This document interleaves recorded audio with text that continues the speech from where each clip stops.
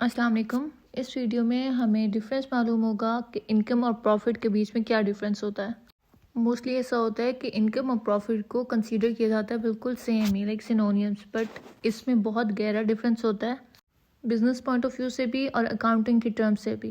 Basic difference होता है ना, वो ये होता है कि प्रॉफिट इज़ समथिंग जो हम किसी ऑपरेटिंग एक्टिविटी से अर्न करते हैं।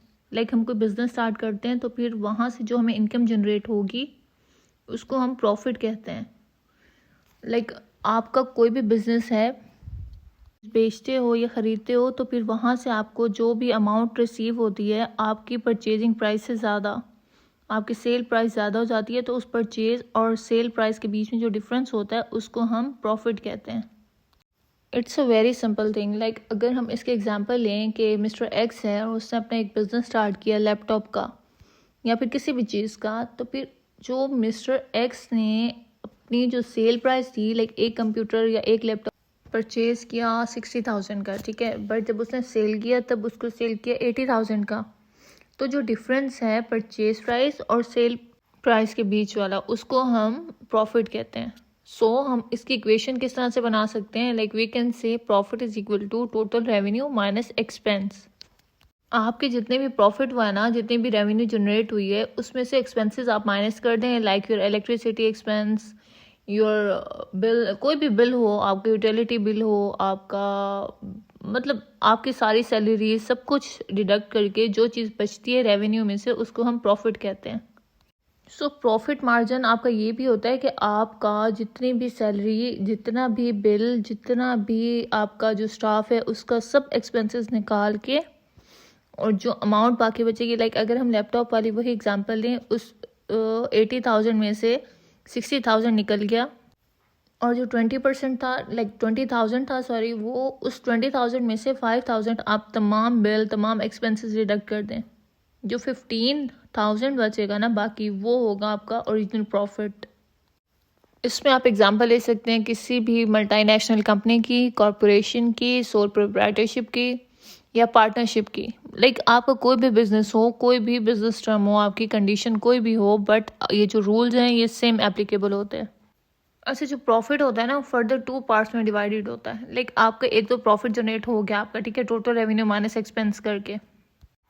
जो आपका फर्दर प्रॉफिट 2 पार्ट्स में डिवाइड होता है, उसमें होता है ग्रॉस प्रॉफिट और net profit. Okay, so what is gross profit? So जो ग्रॉस प्रॉफिट होता है वो डिफरेंस होता है बिटवीन रेवेन्यू फ्रॉम सेल्स और services rendered over its direct cost. Like आपको जितनी भी रेवेन्यू जनरेट होती है सेल से, और कोई भी अगर आप सर्विसेज देते हो, तो उसका जितना भी डायरेक्ट कॉस्ट है, उसका डिफरेंस जो बचता है ना, उसको हम ग्रॉस प्रॉफिट कहते हैं। So if we say about direct cost, तो डायरेक्ट कॉस्ट वही होती है जिसके बारे में हम पहले जिक्र कर चुके हैं। लाइक आप कोई भी परचेज करते हो चीज़ for the purpose of resale, तो फिर उसकी जितनी आपकी कॉस्ट आती है, वो आपको जितने भी वेजेस आते हैं उस चीज़ को लेकर आपके कारखाने तक जाने के लिए, या आपके गोडाउन तक लेके जाने के लिए, या आपकी जो परचेजिंग पॉइंट है वहाँ से अगर आप पिक एंड ड्रॉप की सर्विसेज दे रहे हो अपने क्लाइंट्स को, वहाँ के तमाम वेजेस इंक्लूड करके आपका फैक्ट्री का रेंट, आपकी यूटिलिटी के बिल्स, आपके जो वर्कर्स काम कर रहे हैं उनकी सैलरीज, तमाम एक्सपेंसेस मिला के जितने भी कॉस्ट बनती है उसको हम डायरेक्ट कॉस्ट कहते हैं। So now you can better understand the meaning of direct cost. Like direct cost किस लिए यूज़ होता है, उस टर्म को हटा के अगर अब हम दोबारा ग्रॉस प्रॉफिट पे चलें कि what is gross profit, so we can say that it's mainly the difference between revenue from sales. Like आपकी जितनी भी सेल्स है उसका रेवेन्यू जितना भी उसका डिफरेंस होता है डायरेक्ट कॉस्ट हटा के, तो फिर उसको हम ग्रॉस प्रॉफिट कहते हैं।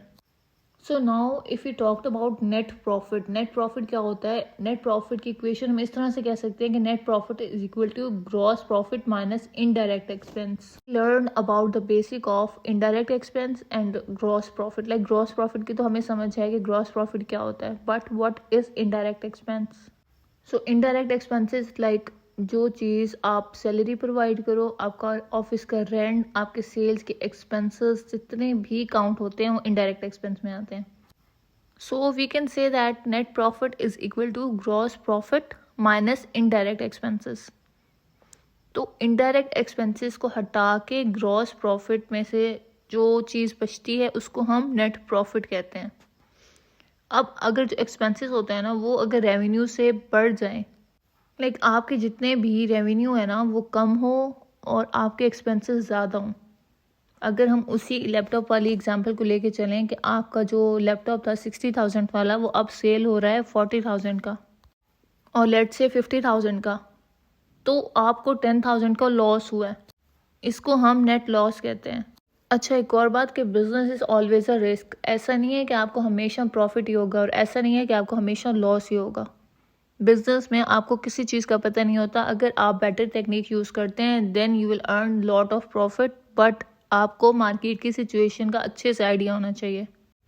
Because if you are investing while saturation period, तो फिर उस टाइम में रिसेशन को बहुत ज़्यादा डाउट होता है, तो फिर आप अपनी अमाउंट, अपनी जो इन्वेस्टमेंट अमाउंट है उसको मार्केट की सिचुएशन के अकॉर्डिंग देख कर फिर अपना बिजनेस स्टार्ट कर सकते हैं। और अगर हम क्विक बुक्स के बारे में बात करें तो फिर हम क्लाइंट्स की जो भी बुक्स होंगी, अगर हम उनकी बुक कीपिंग कर रहे हैं या हमें उसका प्रॉफिट और लॉस मार्जिन देखना है, तो फिर हम इसी चीज़ को बेस बनाकर अगले बंदे का प्रॉफिट और लॉस मार्जिन को देख सकते हैं। लाइक वी कैन से कि अगर आपकी रेवेन्यू से ज़्यादा आपके एक्सपेंसेस हैं then you are into net loss. अच्छा, कुछ इस तरह के भी क्लाइंट्स होते हैं क्विक बुक्स के दौरान आपको मिलते हैं जो आपको कहते हैं कि आपका लॉस, हालांकि उनका लॉस नहीं आ रहा होता, बट दे वांट कि उनको लॉस शो कराया जाए for the sake of minimize the tax. So वो लोग इंसिस्ट करते हैं कि भाई हमारा जो प्रॉफिट है ना उसको बहुत कम कर दें और अपनी तरफ से कुछ एक्सपेंसेस डाल दें। अपनी तरफ से मीन्स कि आपको जो उनका बिजनेस है ना उनके अकॉर्डिंग से देखकर अपनी तरफ से कुछ एक्सपेंसेस डाल दें ताकि उनका प्रॉफिट कम शो हो और उनका लॉस ज़्यादा हो, ताकि उनका जो टैक्स रेट है ना वो कम पे करना पड़े। क्योंकि जैसे ही नेट प्रॉफिट इंक्रीज होगा ऑनर्स इक्विटी बढ़ेगी, और जैसे ऑनर इक्विटी बढ़ेगी आपका जो भी अकाउंटेंट होगा, जब आपके टैक्स रिटर्न फाइल होते हैं तब फॉरेन कंट्रीज़ में आपको जीएसटी पीएसटी के अकॉर्डिंग एक एक चीज़ का हिसाब देना होता है, आपको एक एक चीज़ का टैक्स देना होता है। सो आपकी ऑनर्स इक्विटी के अकॉर्डिंग ही आपका बिजनेस सेटअप होता है और आपका प्रॉफिट एंड लॉस के अकॉर्डिंग ही आपका टैक्स प्रिपेयर होता है। So this is very important in terms of freelancing also.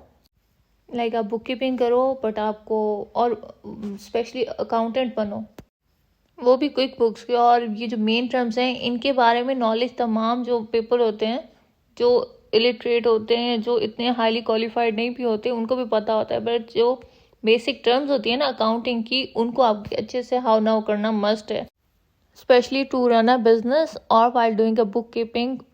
Because simply हम कह सकते हैं कि हाँ भाई हमने एक चीज़ इतने की ली, इतने की बेची, तो जो डिफरेंस है वो प्रॉफिट है। बट अगर आपका क्लाइंट पूछते हैं हाँ भाई मुझे 20 की डिटेल चाहिए कि भाई प्रॉफिट कैसे आया और लॉस कैसे आया, तो फिर उसकी बेसिक जो टर्म्स है ना वो यहीं से आपको डिस्क्राइब करनी पड़ेंगी। तो हम कह सकते हैं कि भाई जो आपका प्रॉफिट है ना वो इक्वल्स होता है operating revenue minus direct expense minus indirect expense. अच्छा, अब यहाँ पे क्वेश्चन आता है कि ऑपरेटिंग रेवेन्यू क्या होता है। Operating revenue is a revenue जो एक बिजनेस अर्न करता है अपने प्राइमरी बिजनेस एक्टिविटीज़ से। लाइक वी कैन से, अगर हम इसके एग्जांपल कहें तो revenue from sale of goods, revenue from services charges, revenue from services charges, revenue from rental properties. लाइक आप जो भी प्रॉपर्टी देते हो किसी को रेंट पे, वहाँ से जितनी भी रेवेन्यू जनरेट होती है वो ऑपरेटिंग रेवेन्यू में काउंट होती है। सो हम कह सकते हैं कि भाई ऑपरेटिंग रेवेन्यू को माइनस कर दें, डायरेक्ट एक्सपेंस माइनस कर दें और इनडायरेक्ट एक्सपेंसेस माइनस कर दें तो हमें प्रॉफिट जनरेट होता है। सो आई थिंक जो प्रॉफिट होता है ना उसके बारे में हम बहुत अच्छे से डिस्कस कर चुके हैं। Now we will move forward to income. So what is income? Income and profit are sometime use in the synonym real life में, but there is some difference in accounting point of view, जैसे कि मैंने पहले बताया था।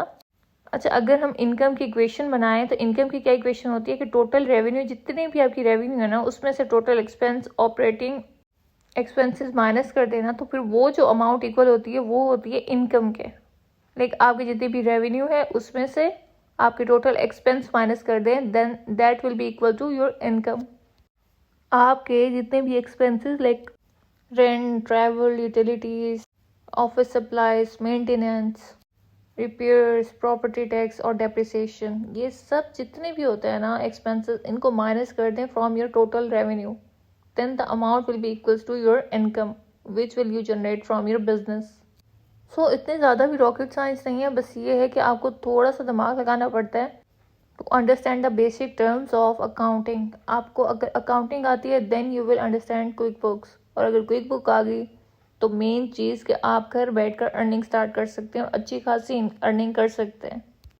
And if not तो फिर आपके एजुकेशनल पर्पज़ के लिए भी बहुत ज़्यादा बेनिफिशियल होगी all that information which I am providing through this videos. Because professionally आपको बहुत ज़्यादा और बहुत हार्ड इन्फॉर्मेशन मिल जाएंगी, बट ये वो चीज़ें हैं जो मैंने एज अ स्टूडेंट अपने लिए की थी।